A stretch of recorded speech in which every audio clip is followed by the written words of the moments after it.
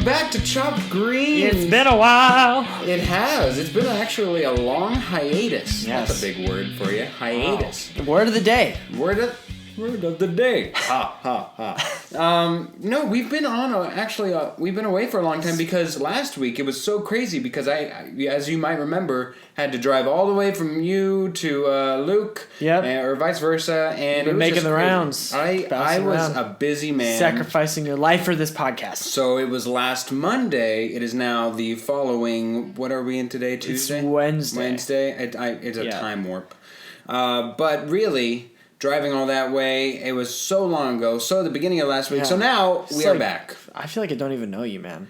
Yes. You walked into my house, I was like, who are you? So much has happened. You grew a beard. I lost a beard. Yep. I shaved my legs. You shaved your toes. I got my motorcycle license over the weekend. I saw that. You said that you were you got a license to ride? Yeah, so I took a class, and the class basically gives you a card when you pass the class, and then you take it to the DMV, and you don't have to take their test because they teach you how to ride a motorcycle in the class, and then they just put the thing on your license. Oh, okay. So are you planning on cutting your car in half or what? Yeah, what I was gonna do was I was just gonna maybe put a motorcycle engine on a regular bike. Exactly. But I was gonna take my car seat and my steering wheel and put it on there, maybe a few balloons up and fly.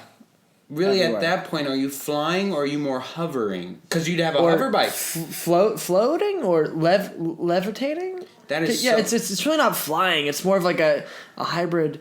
Float, I guess is the best word. That is a really futuristic approach. I like it, Gary. Thank you. And speaking of the future, we have a new movie to review. Yes, a good movie. A good movie. For once, we can both agree. A movie we're both very excited about. Yes. And differing opinions on whether or not it lived up to the hype. But we are talking, of course, about Guardians of the Galaxy Volume 2. Part 2. Which is I actually found that to be quite clever. Volume 2. I mean, it's like Awesome Mix Volume 1 with Volume 2. Oh my gosh. Yes, thank you, Gary.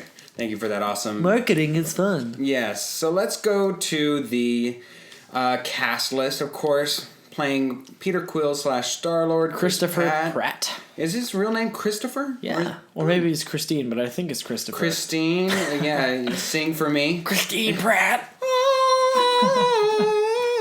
All right. Wow. Thank you. Zoe Saldana. The queen of sci-fi films. Really? Yeah. What else besides Gamora and Guardians of the Galaxy? Gamora, Avatar. That's right, Avatar. Avatar 2's coming soon. If you look up her filmography, a good half of it is sci-fi films. She is in a ton of sci-fi movies. Really? And she plays a lot of CGI characters. She's always the go-to for those. Didn't she do a couple of assassin movies? Where she was She plays an assassin in Guardians. Well, she certainly does. She has she goes to that sword, that pen sword almost of Percy Jackson in the Heroes of Olympus or whatever series where it just zoom. It's just a sword. You're not talking about in Guardians. You're talking about a different movie. Right? No, I'm saying in Guardians of the Galaxy, her sword expands. Yeah. Oh, yeah. It's really cool. And you are right. Actually, I forgot about Star Trek. Yep, Star Trek. That's the other one. She's in Star Trek. That's the other one. She's in pre-production for Avatar 2, 3, and 4 right now. Oh my god. Wow, Avatar. They're supposed to come 1 year after each other. Each one of those. I wasn't even... God, the first one was just Pocahontas ripoff. What else are they going to do? She's also in My Little Pony. Zoe Saldana, we're still talking about. My Little Pony, the movie. Well, that's a career maker right there. Yeah. If she's not known after this, she certainly will after that. And then her sister, Karen Gillan, as Nebula, who was in a movie that we did last week, Not a real sister, but yes. Within the movie, Guardians of the Galaxy. Her sister, Nebula, is played by Karen Gillan, who is an awesome actress, but you wouldn't even recognize her. No, when we were going through this list and seeing who's in, who's out, so on and so forth, I even got confused. I was like, okay, which one was the sister, which one was the gold woman, and all this stuff. Because High Priestess, yeah. Yes, because I just got so confused. Just really fast going through, Vin Diesel was the voice of Baby Groot, a lot of acting in there. He made the easiest money ever. What I found interesting is that Vin Diesel and Kurt Russell, both in Fate of the Furious, another big blockbuster movie, but more so, yeah, Vin Diesel, of course, playing the title role, not really, anything in this movie, but Kurt Russell in Fate of the Furious. When comparing that to somebody like Tom Hanks, who, when in years past, was a guaranteed blockbuster baby, I guess, for alliteration purposes. When Tom Hanks is not, his like last couple movies outside of Sully and Captain Phillips being his only box office successes besides, what was it? His Angels and Demons and that was probably it was the first one that actually Dante's Inferno or something. Da Vinci Code. Thank you. Those three were his last big blockbusters, along with Toy Story 3. So, anyways, I'm sorry. This is all to go to the point of why is Bridge of Spies though? Bridge of Spies, but it wasn't a big box office success. It was like a post-Oscar success. Yeah. What do you feel that Kurt Russell is that a sellout thing, or is that just giving into that whole? I think that it's the thing of like everybody wants to. It's like everyone wants to be in Marvel and Star Wars. So like actors are like, oh my gosh, these are so cool. Like I want to be a part of this. Really? I've seen a lot of interviews where actors are like, I would love to just play a minor character in Marvel just to do it. And so I'm sure like his agent was like, hey, we're having an audition for Star Wars Dad. Are you interested? Like heck yeah, that would be really cool. Well, is it more of you're just trying to get a job? Because I don't know particularly. I don't know what his financial situation is. What is Kurt Russell doing? Well, no, it's not up to us to spend anybody's money. But, but more so, what is it that Kurt Russell is vying for these days? In that sense of he has name recognition. We all know who he is. The last big movie I remember him in is the one about the U.S. hockey team, Miracle.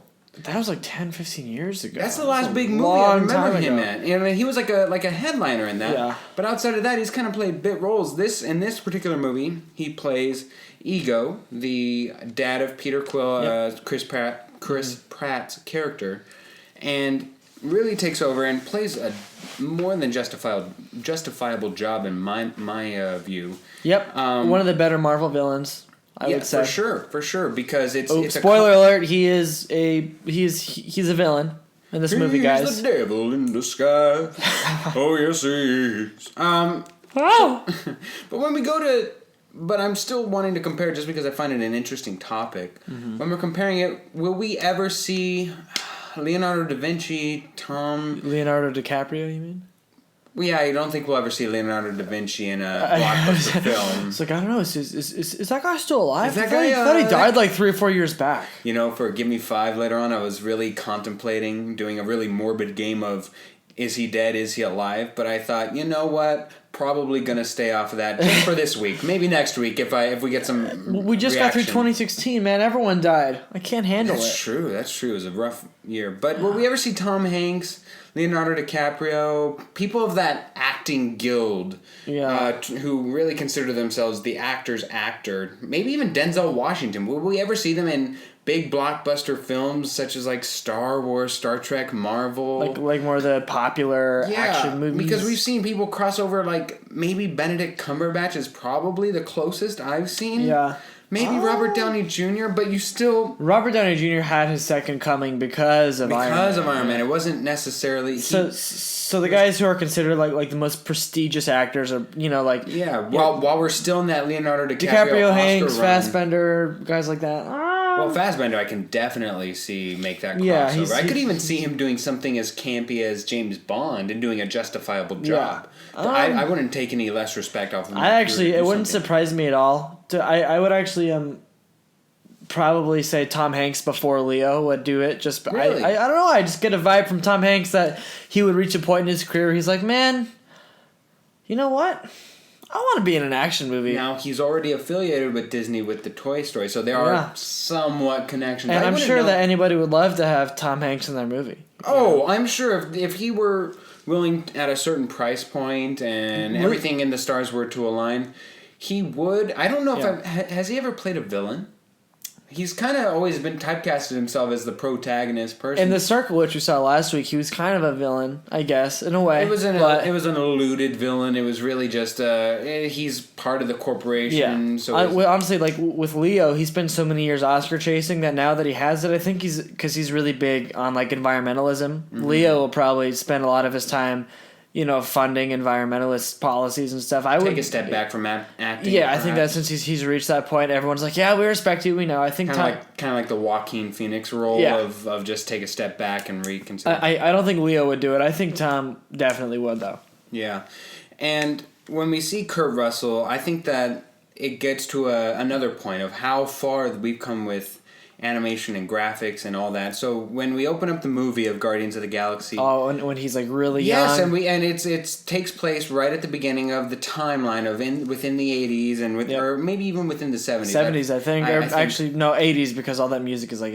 well, I don't know. Anyways, the point is it goes back a time, and they kind of do the Michael Douglas thing that they did from Ant-Man, where they implant a younger, fresher face from Kurt Russell onto him, and it's really totally convincing. Oh my goodness, freaks me out a little bit. I'm like, oh my god, that's Kurt Russell, but it's not Kurt Russell. What is happening? It's not just makeup either. It's digital. No, it's digitally placed onto them, and it's fascinating how realistic it looks. It makes the profession me think of acting is going to be changed because of digital. Because we're going to be able to bring back like Marlon Brando, Marilyn Monroe, just because.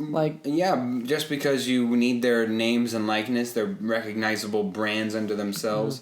And if you look at that, I've always thought that again, we're kind of going off topic, but I love this where we're going. I thought even within the circle, like if films in 10, 20, 30 years past had the capability that we do now, that Disney especially has, because they're just rocking it, using all the resources necessary because they know that they're going to make that money back. If they had the ability and the capabilities that we have now with what we can do artistically, visually especially, because they had the actors. It was just now, instead of having to pan out when somebody dies, whether it's or hiring a child actor to play you can just freaking make yourself look younger. That's what they did. In Star Wars Rogue One, they recreated a dead guy, and it was really convincing. Very convincing. So we look at this entire film, and what were some of the things that you took? Because you took to issue some of the film. You thought it was worse than the first one? No, well, worse is a very strong verb. It was not as good as... So I guess technically it was worse. I liked it. It was a really fun movie. I'll just start off just give me your overview. Yeah, Let's start with your overview. So the first Guardians of the Galaxy is such a unique film. Like, as soon as, Chris Pratt slides onto the screen to come and get your love, you know that you're seeing something that you've never seen before. Your fight song. Exactly. Yep, my fight song. Yep, and it is because of that movie, I think, that I chose that fight song. The first Guardians is probably my favorite Marvel movie. I love it. So they had me hooked. I love the characters. It's so fun and unique. So by the time the second one comes around, with sequels, it's no longer a genuine surprise. The novelty has worn off. Commodity. So a lot of so the soundtrack wasn't really as fresh because nothing they used all the great hits of the 80s. Nothing is going to come close to that first soundtrack. No, there's no way it could have compared because they just used all the great ones in the first one, understandably so. And then it felt a little overlong to me. The second one, we're talking to the new one. Yeah, the second one it's 2.5 hours. It got to be a little bit long. The third act was excellent, but the first two acts were kind of weak, I thought. Before you go on, did you see it in a full theater? I did. Did you see it in 3D? I did not. Okay, neither did I. I heard that the 3D aspect of it was tastefully done. Just as an aside, don't take my word for it. I don't know, but I've heard it was tastefully done.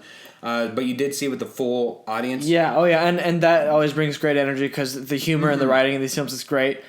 But the first two acts I thought were paced kind of slowly. I didn't like the fact that some characters I felt so for instance Zoe Saldana's character Gamora was kind of relegated to the nanny role of like everybody was bickering and she was like, guys, come on, stop fighting, and she's like a really cool assassin, and she was kind of made kind of a toss-away character almost, which was lame.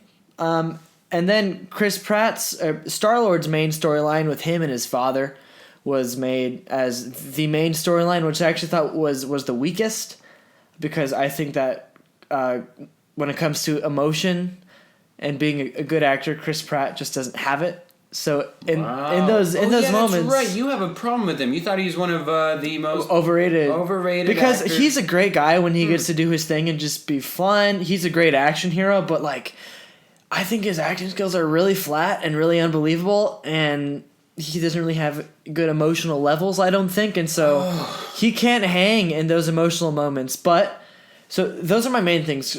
He couldn't carry it in those emotional scenes. He was overshadowed by his co-stars. But the subplots, the plots that were made less important than his, I loved them. I loved the Gamora and her sister subplot because Nebula got a bigger storyline. Rocket got a bigger storyline. Yondu, played by Michael Rooker, the blue guy with the mohawk who has his little whistly arrow. His storyline with all the Ravagers was probably my favorite. I think that Yondu totally stole the show, and just him in the last act made the film for me. Right. And I think that if the first two acts could have matched that last act... Just for clarification, where does the third act start for you? Within the movie? When they start to realize that something is wrong on the planet that Star-Lord is on with his dad. It seems to be all perfect, and then they start to realize something sinister is afoot. Then it really speeds up and stuff starts to get dire, you know. In this particular film, usually I don't care, and I don't think you do either, about spoiler alerts, because especially in the past we've done older films, and we've also done movies that, let's face it, weren't that great, outside of maybe Lost City of Z, which really it was a standalone in that long series of blah. Yes. But in this film, more so than most others, I really want to try, and myself at least, try not to spoil anything, just because I myself, if I was listening to this and I had not seen Guardians of the Galaxy, which, in fairness, I don't know how many people would not have seen it by now who wanted to, but on the off chance that somebody hears it and has not gotten a chance to. So you don't want me to throw out any of the big reveals right now? Okay. Nothing within the third act, let's say, because I'd say that there are, three big things. We kind of gave away with one with the Kurt Russell's turn of face, but that's not. I mean, I felt you can kind of feel it as you just start watching the movie. You're like, okay, this isn't perfect. Something's gonna happen. It felt somewhat predictable. Yeah. So that one I don't feel too bad about. But other than that, I'll try and tap dance around it. But in general. Just one more for clarification. Yeah. How did you feel about Kurt Russell's performance? I thought it was great. I thought it was fresh. Once again, I thought he overshadowed Chris Pratt in about every scene. Just like every time, Chris Pratt was in it was weird for me. Everybody had these emotional subplots, and Chris Pratt just couldn't hang, man. He can't hang as far as emotion goes. He's funny. He's great. He's fun to watch, but like... He's fake, He needs to get better. Right. Okay, so let's start. So now your turn. Let's start debunking what you said. Brick debunking. By brick. Yes, because you're so wrong on this. Debunking. Yes, oh no. Yes. I broke out the dictionary just especially for you. Let's go down. Man. So for one, Zoe Saldana's character, really I think played a much more pivotal role than you realized. Only because. The whole crux of the situation happens because of that internal group breakup. It's the timeline of the movie is supposed to be semi-immediately after the following events of the first one. It's not a year or two later. It was 2 months or something. The Guardians are established, now they're working actively to protect, individual planets. Right. So really what they were trying, and one of the motivating factors of the whole film is that there's trouble in paradise.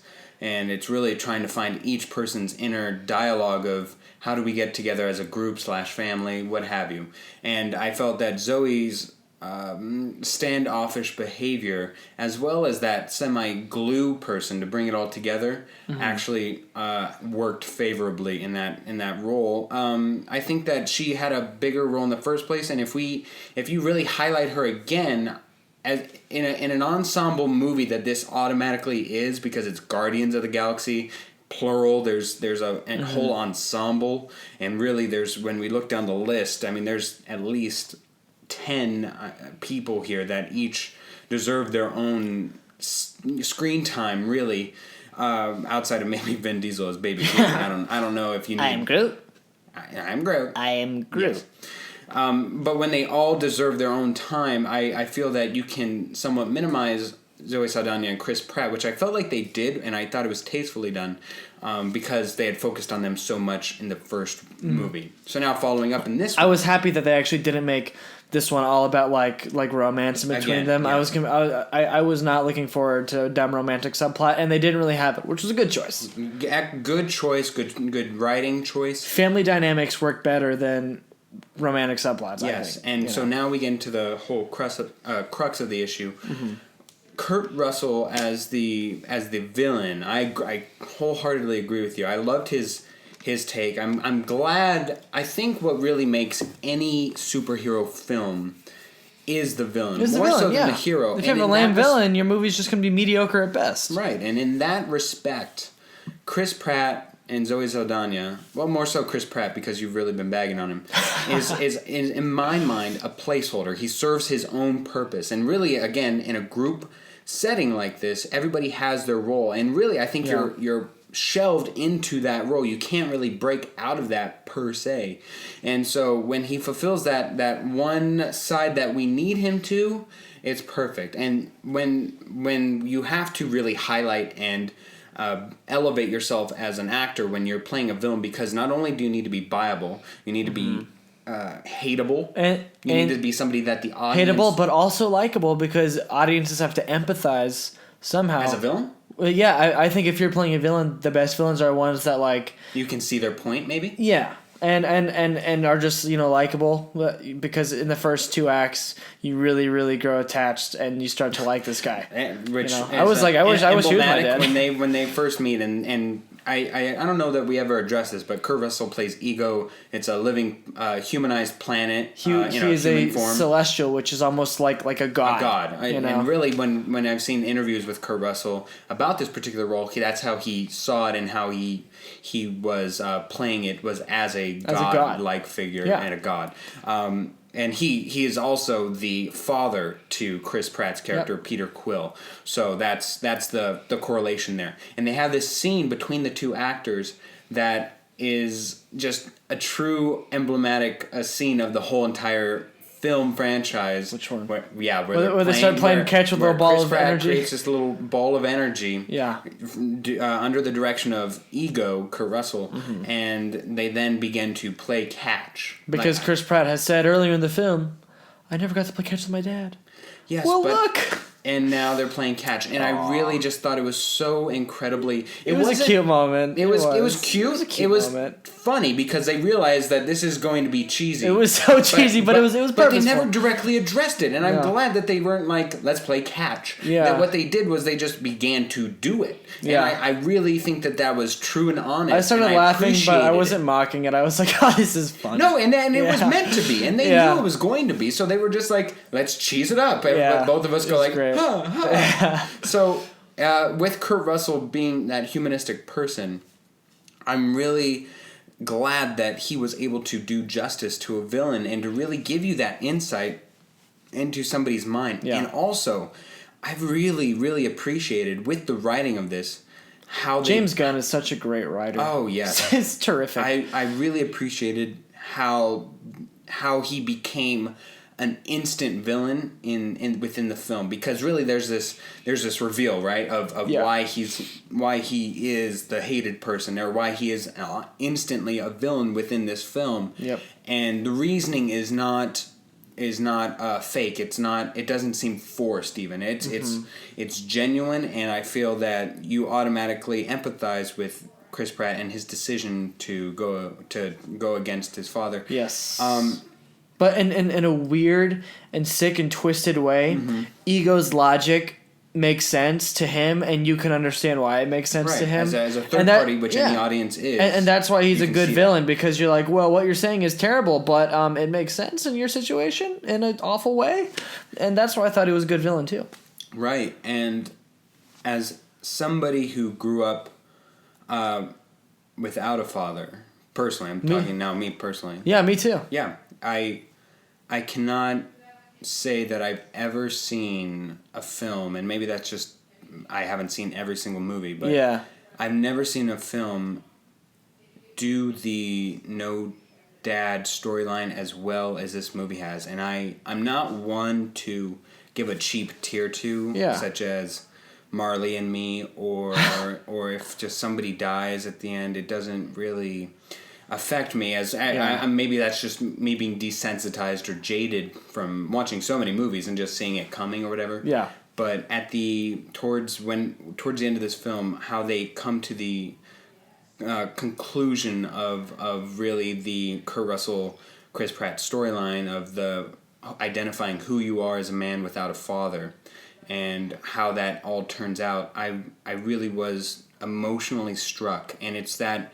I would agree. I felt some things. I could empathize and identify with Star-Lord's situation, because I've definitely felt those feelings before. You know. Right, and it really made me insightful, and I think that's what a great film can do, and it really reminded me that that's what art is that it makes you look inside of yourself, question the topics that are brought up on there, and the fact that it was able to go to that great depth to provoke such intense feelings, and to really also be entertaining. I mean, there's again, going to Kurt Russell's other film, Fate of the Furious. Yeah. Really, that's just entertainment porn just for the sake of entertainment. You know, it's pure unadulterated action. Cargasms. Yes. Well, yes. but really, you just go and you look at it, and it's just, you're going there to no expectations for being, emotionally torn or whatever, really seeking insight to anything. You're just going there to see stuff being blown up. Yep. And that this was able to satisfy all those tastes and all those intellectual feelings while also being funny. Yeah. Genuinely funny. Yes. And that's an acquired taste. Comedy's hard, and that's why I appreciated the humor stayed good, stayed fresh. I think Yondu and Drax really, and then obviously Baby Groot just made the humor. Yeah, Dave Bautista just really has. He's got great timing. He's got unbelievable timing, and you know what I find. What I find to be a true testament to that would be within the commercial, we all see, because they highlighted it so much, we all see that where the person playing Mantis, Palm, I'm not even going to attempt the last part, but her Palm is Mantis, and she's feeling Chris Pratt's hand, and Drax is like, she just told you your deepest, darkest secret! You must be so embarrassed! And do me. And the first time that you see that commercial, I was laughing my butt off, because it's so genuine. And it was still fresh in the theater when it happened. And when it happens in the theater, you're still laughing. It was What great. is with pro wrestlers being great actors? You got The Rock, you got Dave Bautista. That's not a good generalization, but yes, they are entertainers, and they are used to it. Yeah, until they do the WWE films that are just trash, because it's... John Cena's also hilarious and has great timing too. I'm telling you what, it's the thing. These pro wrestlers. Well, maybe the best of the best, but I will not be on hands and knees to go see the next Stone Cold Steve Austin feature film. That's just me. Dolph Ziggler will not be my next underrated actor. Right. I'm not this into pro wrestling. I just know that there's 3 pro wrestlers who are good actors. Okay. You're starting to name off names. I know Stone Cold. I don't know a lot besides Dolph Ziggler. I've maybe heard that name once or twice. I know no reason. The Undertaker. Yeah, I've heard of that guy. There you go. He's got a dead career. It's just about it, really. All right. Anything, really, it's kind of, when seeing something like this, it's kind of an understatement, but outside of just specifically Kurt Russell's animations, the whole film is just beautiful. Visually, and I was going to say, usually every week, I'll say, man, this film is beautiful, and then I'll always make a comment, but every film is beautiful, but this Guardians takes it a step further. It's a blend. It's a true hybrid of something as wacky and out of this world as Doctor Strange, and I realize it's most of the same characters, or most of the same team there. But still, Guardians, the first one and the second one have really established themselves as unique and just on a higher level of production design and visual effects. Just looking at the screen, every inch and every corner, it's such attention to detail. It's incredible watching it. Honestly, it's a pleasure. Yes, really, and I think that a lot of the times that they have these moments and scenes where it's a pause in time almost, and my goodness, my girlfriend and I were watching this film, and we were making a comment that if you were to take a shot for every time they did a slow-mo walk, you'd be passed out by the end of the movie. But a lot of those times it was appropriate because it's so really, great. It was an embellishment of the moment, and you felt it was earned. Yes. And James Gunn freaking loves the slow-mo reveals of groups. Yeah. He's done it like 30 times. And because of how truly comic booky in a good way it feels appropriate. Yep. But there's the one moment where they're getting outside of where they're escaping the ship. The Ravager ship? Yeah, and it's Yondu and Rocket Raccoon. And Baby Groot. And they're just walking to the captain's quarters, and it's just it's so artistically, visually pleasing. And that was such a great payoff because Yondu's storyline in this movie is the best part. Sure. Yes, and it's because of that storyline specifically that I liked it more than the first one. It was missing that, where I felt that they had tried to, unsuccessfully I'll add, to force a relationship storyline in there with Zoe Saldana's character and Star-Lord. And Karen Gillan's character of the sister I like the sister dynamic. Well, in this movie, yes, but in the first movie... the first movie, you don't really feel it. No, you don't really feel it. At all. They were really, to me, establishing the whole nature and film of how it's a bit of a wacky film, even for a superhero film. Yeah. And because of that, it just give us a little room here to work with, and we'll pay it off. I will say that the third act in this movie is miles better than like the second half of the first movie, just because it's a lot more compelling emotionally. Oh yes, there's a lot, and it really, to me, there's a lot more going on in a good way. There's more. It's not as one dimensional, and it's genuine. I mean, at the culmination of the first episode, I guess or really first movie. Yeah. A character, quote unquote, dies, and we all knew it wasn't gonna happen. One of the Guardians, quote unquote, dies, and it's not. You gotta have that moment. Yeah. And then everyone knows it's just gonna pass. And to me, it was just cheesy, but in this film, there's an incredible the death at the end of this film. You're like, oh. Yeah, and I don't know. I actually didn't make that sound. I hope not. You would probably scare the 9-year-old child next to you, and popcorn would go everywhere, and it would be scary. And you don't want to waste that popcorn. No, because you know what? It costs $26 for 2 drinks and a popcorn at AMC theaters. But hey, you get a free refill. You know what? That's true. What are you gonna do? Go home and eat another bucket of popcorn? Oh yeah, you make that your lunch, dinner, and you maybe put between some bread, and you eat that for the rest of the day. That's your lunch. All I need is a bag of Skittles and some cheddar Chex Mix. I'm just here so I don't get fined, as Marshawn Lynch would say. Just so I don't get fined. Overall, what would you give it on your Rotten Tomatoes score? And I'm predicting, and this is me not just me calling my shot, but I'm going to predict that I'm going to be much more generous than you. But go ahead. Well, okay, so just put it in perspective, I would give the first one like a 94. I was going to ask what your first one was. And the second one probably like an 85. You said the first one was 94? Yeah. Wow. That is unbelievable. I have it... Do you have the opposite? I have the exact opposite, because I felt that where the first one was tremendous, it was because it was nuanced in a new commodity, so it was really kind of had that shine and that luster. Yeah.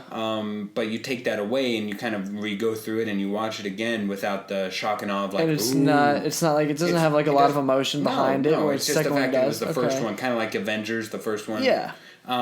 But in this one, just the absolute depth and the performances that the whole movie garners, truly just make the whole film as a whole stand out, and it's pretty good. Dark Knight is up there, but it might now be my number 2 favorite superhero film of all time. Really? It's definitely behind Dark Knight. Yeah. It's up there with Captain America: Civil War. I will say this movie is really, really good because we're talking about it, and I want to go watch it again now. Oh, I'm not a person that will go see movies again. But you would totally go see this again. I remember the first movie I saw 4 times in theaters because I was so blown away. You remember my friend Phil in high school, my other friend Phil. Right. His name is Phil. He's my best friend in high school. He was like, "Hey Gary, we gotta go see this movie, Guardians of the Galaxy." And I watched the trailer and I was like, "What is this? This looks so weird and dumb. There's a raccoon and a tree and I don't get it." And nobody knew the characters. Yeah. And I went and saw it and I was like, "The fat guy from Parks and Rec? What is happening?" And I went and saw it and I was like so blown away. I couldn't stop going to see it. I brought like my whole family. I was like, "This movie's amazing." And with this, like, just talking about it, like, I just want to go back and watch it, man. I will be honest with you. I've never seen any movie in theaters 4 times. Really? It's just ridiculous. I saw Force Awakens like 5 or 6, I think. Yeah, there's no movie. I couldn't stop experiencing it, man. I know, and God bless you.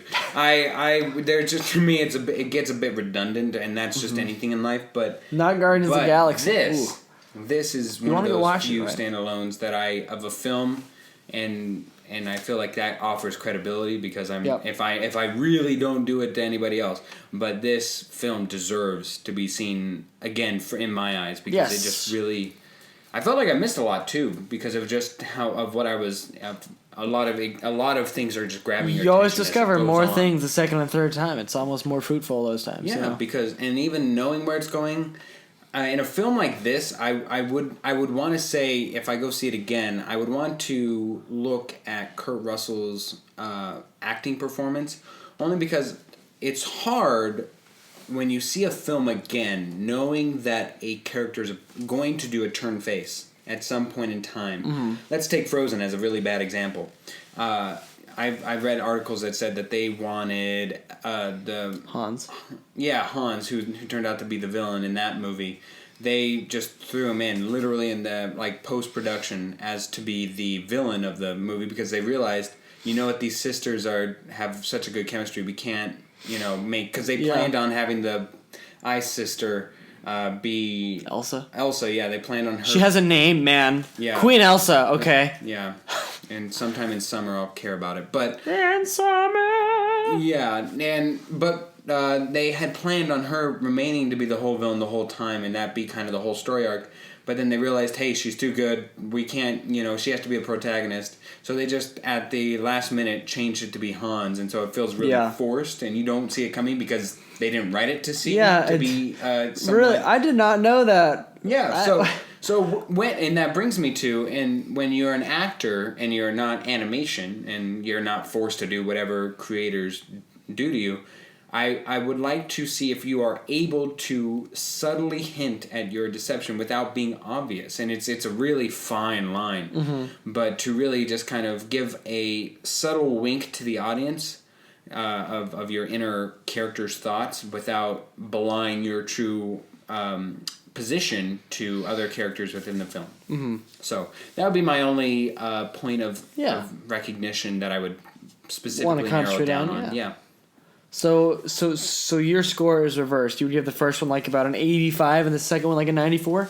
94, yeah. That sounds about right. I was going to go 92, but since you disrespected it so much, it's gone up. Disrespected it. Disrespect. All right, okay, let me, just to close this out, clarify a little bit. No, I don't want you to because you are so disrespectful. I want to clarify. All right, so the thing... I hate that you hated this movie. I'm going to get... Oh, my God. I cannot stand being in the same room with somebody who loathed Guardians of the Galaxy 2. My only quip with Chris Pratt, and this... So me and you have both acted multiple times.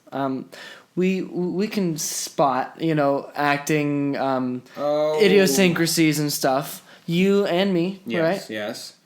Chris Pratt, whenever he has an emotional scene, he always goes from... 0 to 100 where he's yelling and he doesn't really have emotional levels and therefore it's not believable. And every single time he had a moment in this movie, he made the same choice and did the same thing where he just kind of yelled and got louder because he was mad and it doesn't hit. Whereas the other characters you see, they ebb and flow and they go up and down.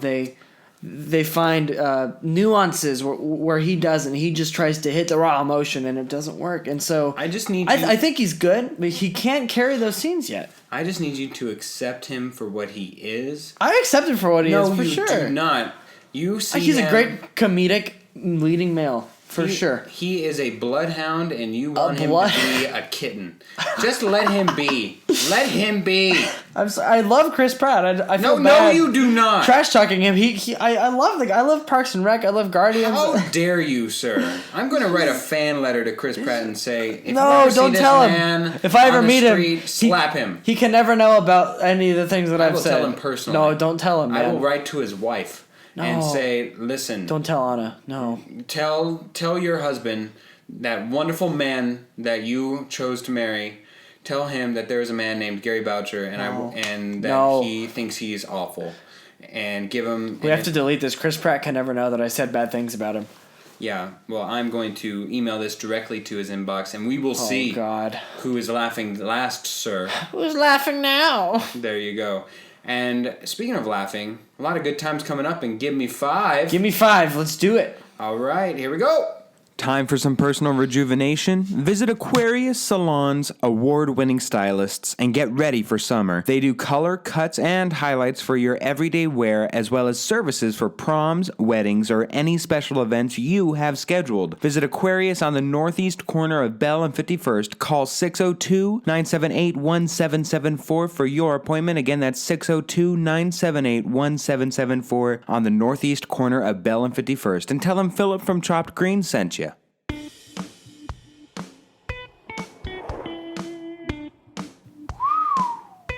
Hello and welcome back to Give Me 5. Was that like a Western Open, like...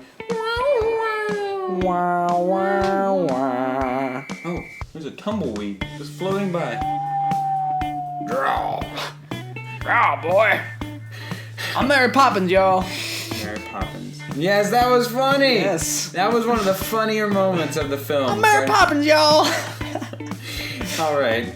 This is Give Me 5. This is part of the show where I've got 5 questions for Gary. Gary's got 5 questions for me. Boom. We don't know what they are, but we will answer them, all 5 of them, for you, the audience. Gary, would you like to go first or second? I'll go first. Oh, fantastic. I'm going to kind of keep it in the business. So, yes. we've never talked about this. I told you, but what is your favorite Marvel movie? Just out of curiosity. Oh, so... Marvel has released, like, what, 20-something movies?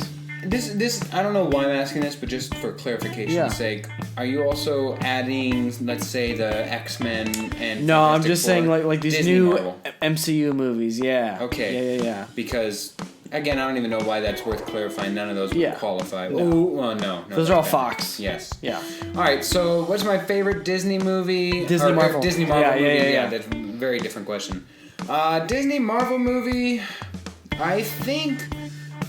It kind of depends on who you are. Let's go with... Today I'm feeling... Is it this one that we just reviewed? I really like Captain America Civil War. Yeah? Civil War? Oh, no, you know what? I'm sorry, I take that back. Yeah. The second Captain America, the Winter Soldier. Winter Soldier is freaking excellent. Because I love Robert Redford, and that he was able to come in as a villain. Like, again, that's where you can really justify a good actor as there. And I thought it was almost a James Bond flick. It was really a subdued... No, it is a political spy thriller. And it was really well done. I mean, it had all the elements that you could ask for. Yep. So I'm going to go with Civil War. I keep saying Civil War. Winter Soldier? Winter Soldier. That is an excellent film, for sure. Thank you. My first question. Kickstarter's latest viral sensation is a bit of a head-scratcher, Gary. The campaign, which has raised more than $2.5 million, that's million with an M, with 21 days left to go, is selling a blanket. Yes, called Gravity, the blanket's selling point is its weight. There are 15, 20, and 25-pound options, which is meant to simulate, quote, the feeling of being held or hugged. Oh, I think I heard about this. Yeah, an estimated 50 million to 70 million American adults have a sleep disorder, and we're a nation of insomniacs. So Gravity's pitch to fix the problem is with the feeling of being held or hugged is intuitive and comforting. With a retail price of $279, it's also not cheap, to say the least. My goodness. I ask you, Gary, is Gravity worth the full weight of that $279 price tag? Oof. For me personally, no, because I actually like the feeling of holding something. This is going to be really weird, but if I'm not hanging out... Careful, Gary. Careful where we're going. I don't want to hear about you and Gandalf in here. Gandalf is actually your dog. Gandalf is a great snuggle buddy, but if I'm not with my girlfriend, I actually have Who is not Gandalf? who is not Gandalf. No, I'm not dating my dog, not anymore. If Oh goodness. if it's not my girlfriend, I actually sleep with a stuffed Chewbacca, and I have to be holding. I hope it. you know I'm not editing that silence. No, like because that's full disclosure, it used to be a stuffed Yoda, but I think my dog chewed it up, and then I got a stuffed Chewbacca. I'm jealous. And I'm sure. so yeah, I have to hold it just like I hold a human. Sometimes I'll hold it and a pillow to make it feel bigger because I like holding something. For other people, like you can't skip on sleep. I actually take sleeping pills myself because I used to have a lot of problems with insomnia. So if this blanket is gonna help you out, I'm all for it. That's just a lot for a blanket. Yeah, 100% right, Gary. That is just way too much. With $279, I could buy 278 blankets, and they'd all be laid on me, layered out, And you'd be fine. they'd be all heavy as much. That's a big no on gravity. Goes to you, Gary. This is a little game I like to call Which Chris is this? Ooh. So Marvel has 3 Chris's. Chris Pratt, Chris Hemsworth, Okay. and Chris Evans. Chris Evans is Captain America. Chris Hemsworth is Thor. Chris Pratt is Star-Lord. Star-Lord. Okay. I'm gonna ask you 5 questions about it's a random fun fact about one of these 3 Chris's lives. You're gonna tell me for each one which Chris is this. All right. Do I have to sing it as well? Yes, you do. All right. So this Chris dated their on-screen sister in the mid-2000s, causing a little bit of media controversy. Which Chris is this? That is Chris Pratt. Is that your final answer? Yeah. Correct. All That's right. Chris Pratt. All right. Number 2. This Chris's nickname is Kip because when he was a baby, he couldn't say his name Christopher. He pronounced it Kiptider. That be Chris Evans. Final answer? Final answer. Wrong. It was Chris Hemsworth. I don't know. I can't imagine that deep baby. That Kip deep voice Tida. as a baby. Like Kiptider. Kip. Wrong. That was Chris Hemsworth. Mm-hmm. This Chris got his big break starring in a soap opera on television. Oh, that's completely Chris Evans. Final answer? Final answer. Chris Hemsworth is the right answer. Oh, I should have seen that. Yeah, He was that in an whole- Australian soap opera that's been running for like Yeah. 40 years. I bet that actually makes a lot more sense. I should have seen that coming. Bet on me. This Chris actually hates promoting his films. He says that when he goes on like promotional tours, he feels fake and transparent. That be Chris Evans.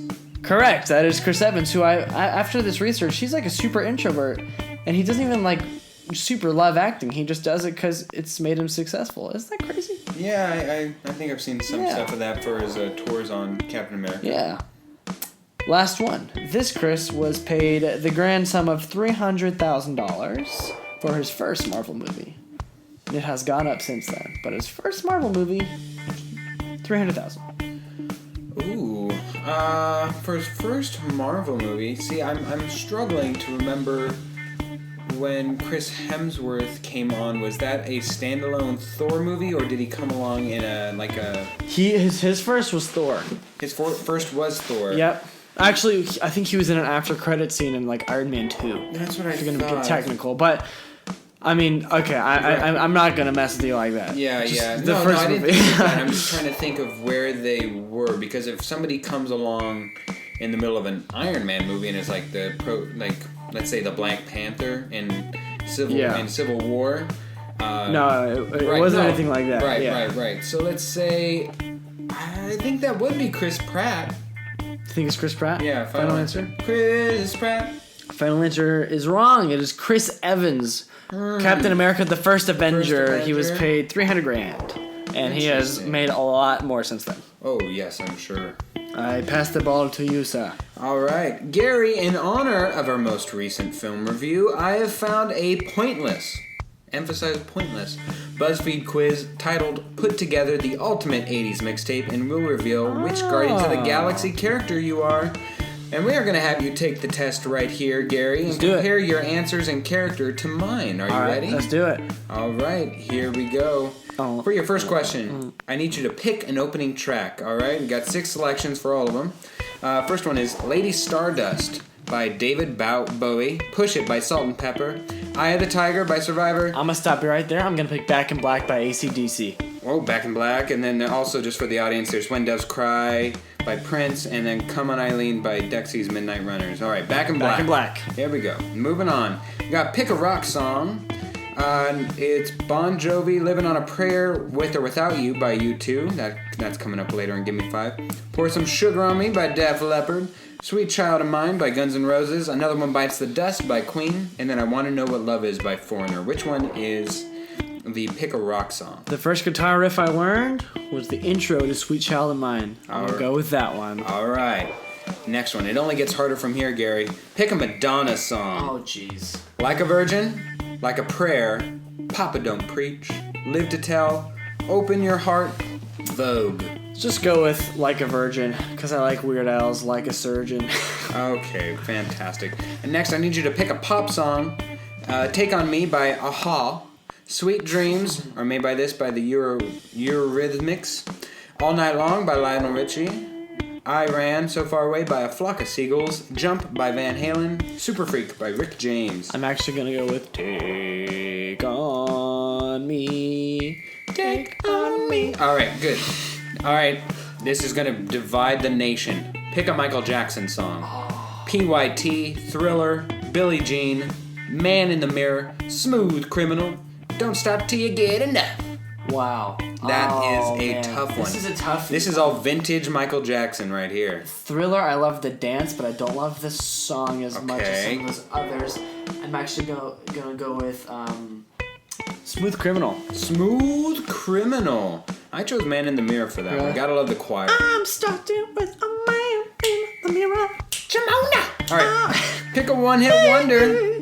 Rappin' Rodney by Rodney Dangerfield, Never Gonna Give You Up by Rick Astley, Don't You Forget About Me by Simple Minds, Don't You Want Me by The Human League, Africa by Toto, or Whip It by Devo. Don't you forget about me. Oh, I feel like some breakfast. Alright, another big divisive genre question. Pick a Whitney Houston song. Uh-oh, I Want to Dance with Somebody, Greatest Love of All, I Will Always Love You, Saving All My Love for You, You Give Good Love, or Where Do Broken Hearts Go? I will always love you. Yeah, that one. All right, there we go. Can't go wrong with that, man. I'm like tearing up right now. From The Bodyguard. Actually, there was a commercial for the Bodyguard Part 2 or something in Guardians of the Galaxy. It was and it was with Samuel L. Jackson. And who else? Oh, Ryan Reynolds. Ryan Reynolds. It looked really weird. Yes. I don't know if it's supposed to be a sequel to that song or to that movie. Yeah. But I'm confused. All right, pick a track you've never heard of. All right, Pieces of Ice by Diana Ross, Cat People by David Bowie, Waterfall by Wendy and Lisa, Talk to Me by Fiona, I Couldn't Say No by Robert Ellis Orrell and Carlene Carter, or Night Moves by Marilyn Martin. Let's just go with the Marilyn Martin. All right. I'm just feeling adventurous right now.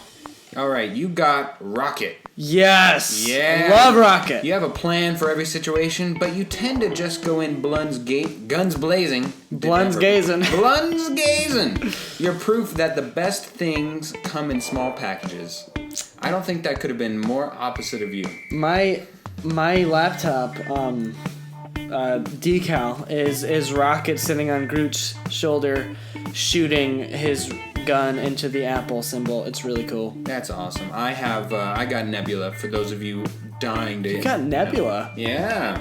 That's weird. I know. I was like, okay, that's a little dark. What? Blun's gazing, I would say. Blun's gazing. All right, so I'm gonna come with this next question. Blun's gazing. After some research, I've discovered that Johnny Depp is $40 million in debt. Whoa! Yeah, probably from all those trips to Australia. He reportedly spent $30,000 a month on wine alone, $200,000 a month on private jet rides, and $300,000 a month to maintain his private staff of 40 people. Oh, I was thinking it was going to be the dogs, but right.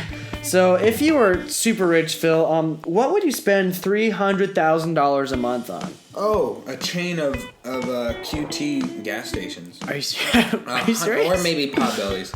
I would have a chain Yes, of the Potbellies. Potbelly. I always drink a beer. Phil always has a Potbelly drink. Without question. Phil loves Potbelly. Blun's gazing, man. Blun's gazing. No, I love both QT and maybe Bahama Bucks. Oh, do you know what Bahama Bucks No. is? It's more in Phoenix here. It's more of a tropical ice, shaved ice stand, and it just has some of the best flavors. Oh, and so, but no, I'm gonna stay with Potbellies because I can get lunch there, I can get free drinks there, Free Wi-Fi too, right? free Wi-Fi. It's a real family place, people. For where I want to go. Free marketing for Potbelly right do now. My Give Me 5. Yes, We gotta get a sponsorship. Endorse the show. We love Potbelly. Oh, even if they just send a sandwich per show. Oh my gosh! We yes. would be. Where this is Potbellies, Give Me 5 Potbellies. We would. This welcome to the Potbelly Show by Potbelly Phil and Potbelly, Blonde's gazing. Potbelly. All right, but no, it would definitely be that. It would be one of those. It would be one of those. All right. Gary, let's get a little more serious here. Students at the historically black Bethune-Cookman University booed and chanted during Betsy DeVos's commencement address on Wednesday, at times drowning out the education secretary and forcing the university president to come on her defense. To come to her defense. Bethune-Cookman president Edison Jackson, who refused demands to rescind his invitation to DeVos, interrupted her address at one point to reprimand students. Quote, "If this behavior continues, your degrees will be mailed to you," he said. "Choose which way you want to go," end quote. Students booed and chanted throughout her speech, and some turned their backs, prompting many of the university leaders on stage to stand up behind DeVos in an apparent display of solidarity. Gary, how would you have reacted if you were in place of one of the graduates in that building? And what is the worst speech you have given or been privy to? Oh man! This is a chock full question. So question part one. Without getting. What would have you done? I probably would have gone with the students just based on personal opinion. I just think it was a dumb choice. But for part two, the worst speech I have ever seen would probably be. So I gave this some thought. I've seen some embarrassing speeches, but. If you watch, I think it's the 2009 Oscars, James Franco and Anne Hathaway presented. And James Franco, I think he must have done shrooms or something. There was something wrong with him. Really mellow. He was out of it. And the opening monologue, it's like 8 minutes. It's so painfully terrible and cringeworthy. Every time you watch it, you're like, who cleared this? This is terrible. This is the worst thing ever. It's so bad. The whole thing was a flop. Like, that whole night, every time he opened his mouth was just... I think he was trying to be, like, deadpan funny, but it did not go over. It did not correlate. And it was awful. So that's probably the worst, like, ongoing speech I've ever seen. Just every time he had a monologue during the Oscars. Just my 2 cents. I probably would have... If I was those students, I probably would have stood up and turned my back. But I don't know. I just feel that if you're in that position, and no matter what in life, if you get to that sort of position, you demand a little respect. And I would not boo during a speech. I probably wouldn't boo. Especially being like having to give a speech like for my graduation and what have you, just in life. I just don't feel if you're ever asked to do something, and actually public speaking is I think the top fear of all people, and according to a couple studies. If you're willing to go up there and give a speech, I would not boo, but I think it actually sends a stronger message, if you all get up and just turn your backs. Yeah, that's pretty... That would be my 2 cents. I think that's louder than any scream could ever be. Yes. All right, your turn, Gary. My turn. Alrighty, son. So, big news. American Idol was canceled, right? Right? No, it wasn't, because What? ABC just picked up American Idol. Oh. They're gonna renew it. They're gonna bring Ryan Seacrest back. Oh, he's on everything now. You know what's crazy? Just with American Idol was actually the 7th most watched TV show in its last season of any TV show, which is really crazy because there's a lot of TV shows, right? So I'm gonna go a little bit broader here. Of all time, or just no, that season? Of every show on air that year. Okay. I was gonna But say. still, like, there's a lot of stuff, right? Right. And ABC is owned by Disney. Disney is obviously acquiring things left and right. Disney obviously felt it necessary to acquire American Idol. Getting good brands. Phil, Retreads. is Disney going to eventually acquire the world?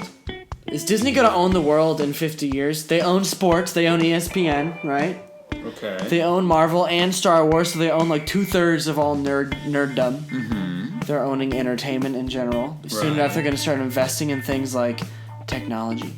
They can take over your life. Uh-huh. They own pop culture in general. Well, my question to you in return would be, how would they politicize themselves? Because I feel that that's an Bob ugly... Iger could run for president, CEO of Disney. But that's an ugly transition. Say what you will about Trump as president, but his businesses, they kind of suffered from his running because it really polarizes your business audience. I mean, as much as publicity as you get, no matter what side of the aisle you're on, you're gonna and it opens up your business life to some shady stuff. Just for that reason, I think maybe on a sociological point, I think they could. But realistically, I don't see anybody I don't see Mickey going for president in 20. A lot of people write in Mickey Mouse for president, apparently. I'm sure he would. My grandma likes to make tell America the happiest place on earth. Again. Make America happy again. That just sounds really creepy. I'm never going to do that again. Please don't. I'm so sorry. All right, Gary, today is May 10th, and that means it is Bono's birthday. Oh, wow. Birthday. Hey, man, that's great, I guess. I know. He is turning 57 today, so very happy birthday to the U2 singer. I've got 5 facts about Bono, and I want you to tell me if they are true or false, all right? So, all right. Blun's gazing. Let's go. Blun's gazing. He was nicknamed Bono, which was deduced from a Latin word bonavix, which means good voice. True or false? True. Absolutely true. Next fact. Bono has an illness known as glaucoma, meaning his eyes are overly sensitive to light, which explains why he always wears those see-through sunglasses. False. 100% true. What? I thought he was just cool. You thought he was just one of those rich guys just going around. I was like, oh, you're wearing glasses indoors, you a-hole. Wow. Yep. No. Actually, medical condition. Wow. All right. Next one. Bono has a tattoo of a pear on the tip of his pinky, which is symbolic of a trip he took to India in which he planted more than 250 pear trees for the natives. True or false? False. That is 100% false. Yes, I'm sniffing you out a little bit there. I know. That would be so interesting to have a tattoo of a pear, though, on your pinky. That is honestly like a very Bono fact. I thought it was so weird that it would make you think. Like, wow. But Bono would do that. All right. Number 4. Bono is in Ripley's Believe It or Not 2008 Illustrated Edition with having the record for the longest ear hair before losing the title to a woman the following year. True or false? False. 100% false. I was going to say, why Bono? That's gross. That's gross. His publicist would never let that happen. Would never. Well, I mean, that man's gone through a lot, so. Last one. What am I, 3 for 4 right now? Yes, All actually. right. In 2010, this is the best you've ever done. In 2010, Bono saw the potential of Facebook and purchased stock to own 1.5% of the company. And while that doesn't seem like a large amount, that 1.5 ownership of the company is worth almost $1 billion. That's a billion with a B. Is that true or false? I'd say that's true. It's absolutely true. Of course Bono invested in Facebook. He's like the coolest guy ever. I know, and then that also helps explain Bono. their partnership with Apple back when we got a free U2 album. I believe it was The Sound of Innocence or something along that line. So happy birthday, Bono. Happy 57th, and hopefully there's 57 more. I don't know why I'm so half enthusiastic about I know, this. it's just Bono. All right. So, Give it to me straight. Big news. So I don't know if you heard about it, but so Trump fired the director of the FBI, James Comey. I've seen 1 or 2 links to that. Yeah, and regardless of your feelings about that, I think that the most hilarious thing was that Sean Spicer, the press secretary, was hiding in the bushes, literally, from reporters at the White House. He was found hiding behind a hedge to avoid answering questions about the firing of James Comey, and so you don't say. Yeah, and so he was quoted as telling the reporters to turn off their cameras and their mics, and they did, and then he talked to them about it. But I just think it's hilarious that he was so embarrassed and like trying to stay away from attention that he hid behind a bush. So I want to ask you, what is the weirdest, most embarrassing thing you've done to avoid attention or stay out of trouble? Like, did you hide in a bathroom for 6 hours in junior high because you failed a test or something? Something crazy like that. Yeah. Oh, this is just awful. How Give dare it to you? me, man. Blunt's gazing. All right. So I was a youth in high school. A youth. That's just the way you say youth now. You got to stay up with the times, Gary. So I was young and I was in high school, and it was a one Saturday football practice, and we have this dam area next to North Point Preparatory, and for doing football season, it's about a mile long, and the coaches had us run all the way to the end of the dam and all the way back. All the way back, yep. Yep. And as a hunkier guy, I was never, ever not last. I was always the last person in line. So anyways, this all goes to say, I'm running all the way there, and I ate a pretty hearty breakfast. I ate a pretty sausage-infested breakfast that morning. And sausage combined with summer football.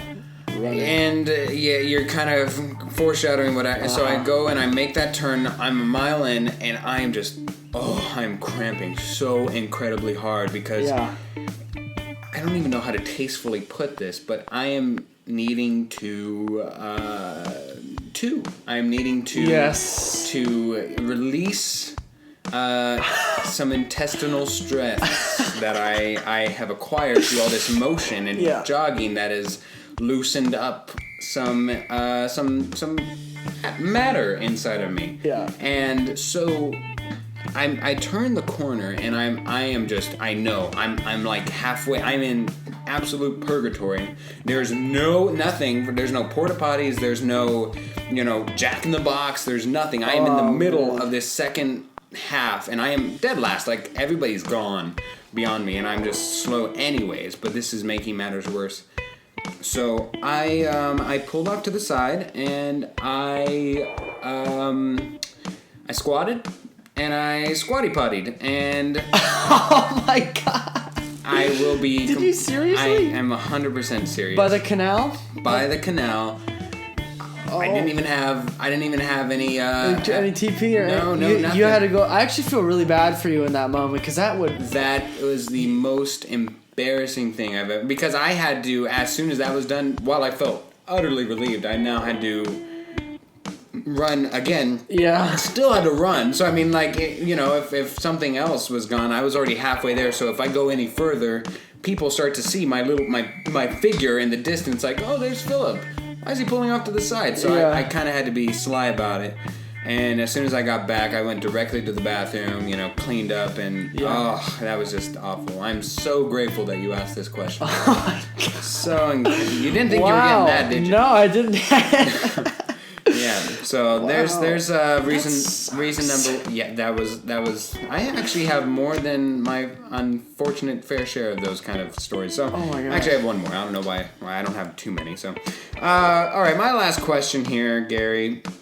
A Duncan, South Carolina school bus driver ushered 56 students from Duncan Elementary, Beach Springs Intermediate, and Burns High School off her bus and radioed the transportation office to call 911 before her bus burst into flames Tuesday morning. School bus driver Teresa Strobel was the person who escorted the children off the bus before it exploded into flames and is correctly being labeled as a hero for her quick and proficient actions. Yeah, so she smelled some smoke, and she turned around and the kids were shouting fire. She escorted them all off the bus. As she's radioing it, the bus exploded, and everybody could say that they, heard flame. No one was hurt? Nobody was hurt. Everybody's fine. So Gary, my question to you is, if you were the one to save all those children, how would you react to being hailed as a hero, and would you drop the mic and retire as a bus driver at that point? Would I retire as a bus driver? Oh my! Well, because really, as a bus driver, what more can you do? You can't just go back to being like. You have reached the pinnacle. That is the most of bus driving, and I would probably be really paranoid and anxious after that.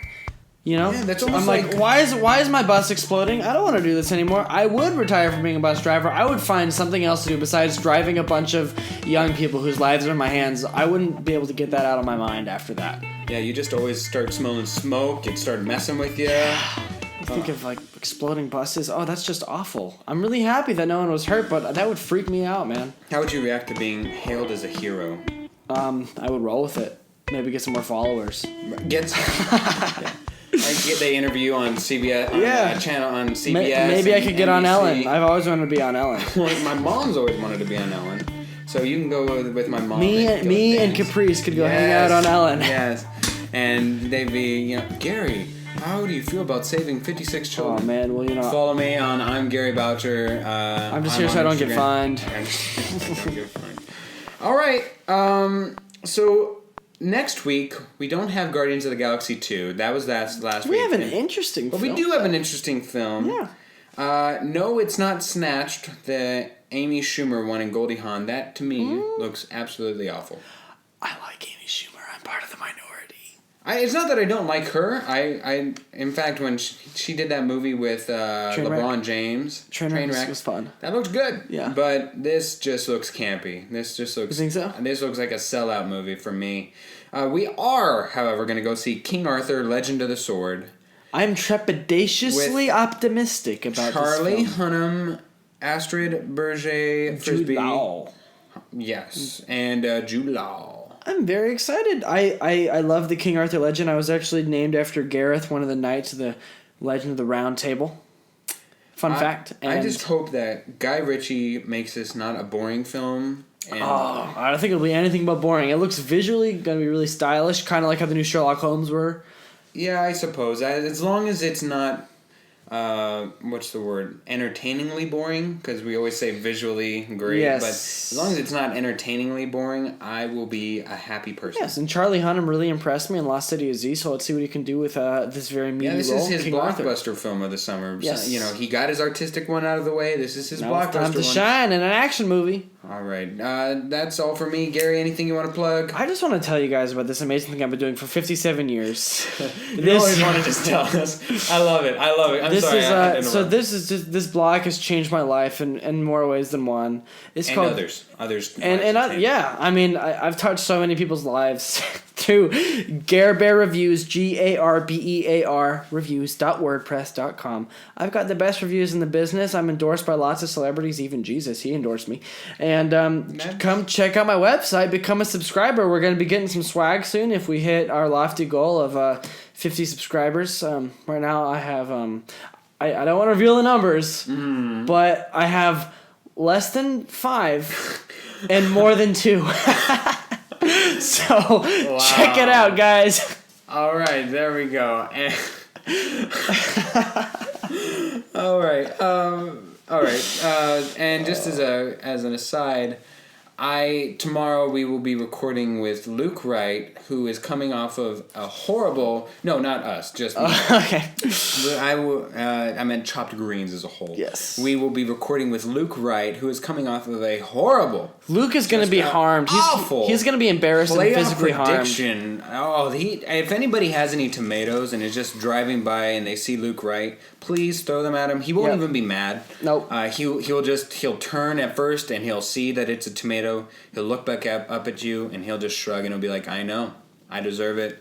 My picks were trash. I don't know why I picked PJ Tucker.